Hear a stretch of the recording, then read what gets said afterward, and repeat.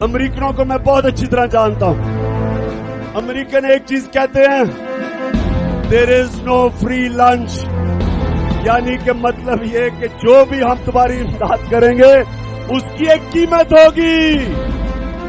और कीमत क्या होगी पाकिस्तानियों?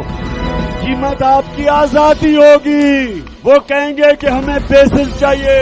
वो जिस तरह हमने उनकी जंग में शिरकत करके किस तरह तबाही मची थी पख्तूनख्वा में जब उनकी जंग में शिरकत की थी, आपको तो पता है कितने लोगों ने शहादतें दी, कितने हमारे पुलिस वाले शहीद हुए, कितने हमारे फौजी शहीद हुए, 80,000 हमारे शहरी शहीद हुए इनकी जंग लड़के। इसी तरह वो कहेंगे हमें बेसिस दो, वो फिर आगे अपनी जंग में शामिल करेंगे। और इसलिए मेरे पाकिस्तानियों, हमने अपनी हकीकी आजादी की जद्दोजहद को कामयाब करना है, क्योंकि हम किसी की गुलामी नहीं करने के लिए तैयार।